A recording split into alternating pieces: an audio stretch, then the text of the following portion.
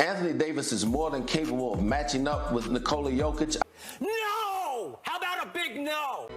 Moses shall never make it to the promised land, so long as the Nuggets stand in his way. Come rain, sleet, or snow, Los Angeles will always lose to Denver.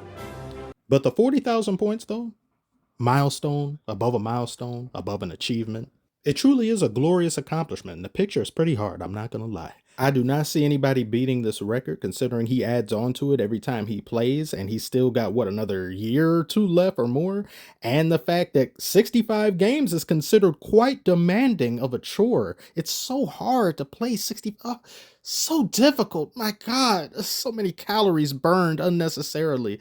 These players nowadays can't even be bothered to play defense for more than a half. So no, I don't see anybody beating that anytime soon, but you guys have to tell me below. However, as amazing of an achievement as this is, you once again lost the game when you make history. Just like when you passed Kareem, you lost then as well. LeBron just does not impact nor affect winning anymore as much as he used to. Look no further than the past few years of the Lakers being barely an above 500 or sub 500 team. If only Westbrook were here so we could blame him. Ugh. Lakers, listen to me. Do whatever it takes to not face the Nuggets in the playoffs. Because no matter what round you face them in, you will get sent home. You are not beating them. They are the only team in the NBA that I can point to that can beat you no matter what's going on in the world. It could be Armageddon. It could be nuclear fallout. The dinosaurs could be brought back Jurassic Park style. The Nuggets will always beat the Lakers because they're just simply the better team. And the Lakers, in order for it even to be feasible to beat the Nuggets, they would have to play a perfect game. Anything other than a perfect game, you will lose to them. And the Lakers are just not capable of playing perfect games like that. They're just not. Davis, primarily, despite him being really good in these past few, this is probably the best season he's had since prior to the bubble or leading up to the bubble and the pandemic. He's just somebody that he's not going to just be hyper aggressive and be this offensive stalwart. I just don't think he has that in him. He has times, them brief flashes.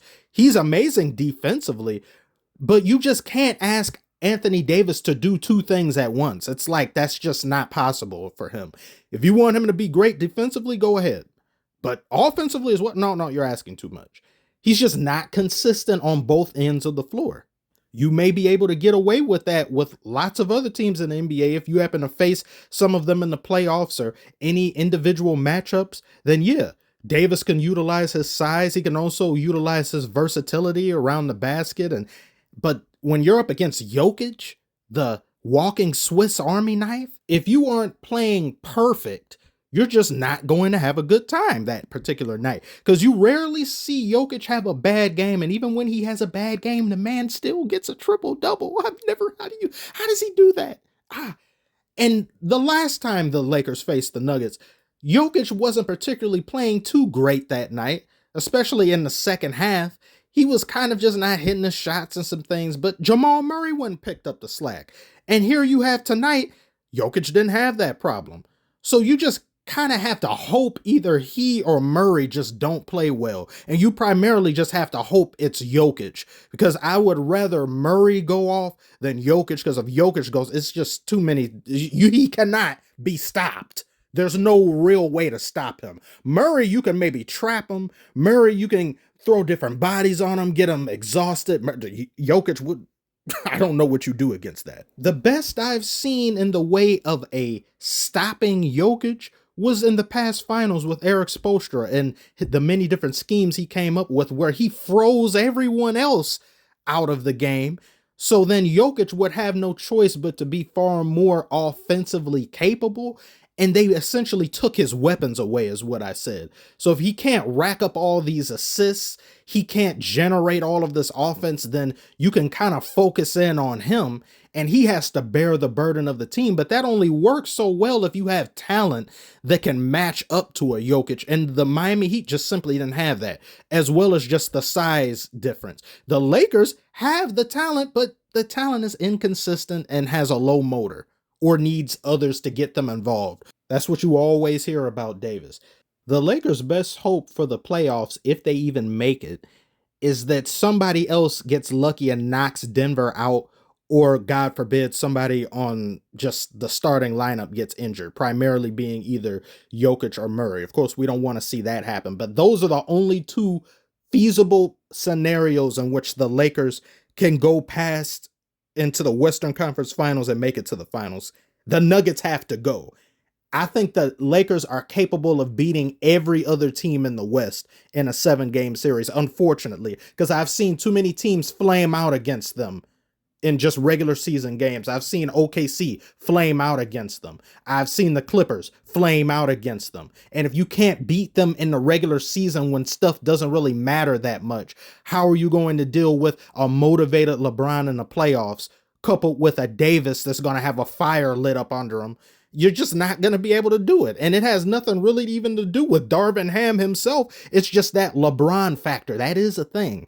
He himself may not be what he once was in every way, shape, or form, but that so-called LeBron playoff thing, having to face him and stuff, these teams just crumble. I just don't understand what that is. You can look at others. You can say D'Angelo Russell could have played better. He should have hit more shots. Reeves should have hit more shots. Everybody can always maybe play better.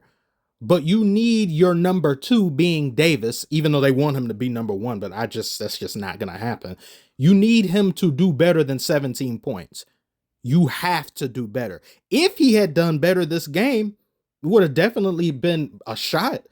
But even when Davis did better in the past playoffs, they still lost. So it's like, even if the Lakers play perfect, they can still lose to Denver. But playing perfect does help. It definitely does help. It looked like the Lakers were definitely going to end up winning this game too. They had the lead for a good chunk of the game. They looked to be in control. Then a series of dumb turnovers happened. LeBron had some foolish turnovers, and Denver as a team had more turnovers. But the Lakers turned the ball over at sometimes just the worst time, just very untimely turnovers. And what's worse is that the Lakers shot the 3-ball really good. I think they shot it as like a 50-something% clip as a team. But the rebounds ended up being the biggest issue, primarily for the Lakers tonight, because the Nuggets had 47 and they had about 31. Can't have that happen. Davis needs to just be more aggressive. He needs to be more involved. Being okay is not good enough. So in closing, Lakers, you don't want it with the Nuggets. Pick somebody else, hope they lose, something, whatever. A meteor hits Denver. Just hope for any of that. Thank you all for watching. What did you think about the game? What did you think about LeBron getting up to 40,000 points? Did you ever think that was going to be possible for any player to do? And do you think that record could potentially be broken? I sure as hell don't. Like and subscribe if you're new. Thank you so much for watching, and I'll see you on the next one.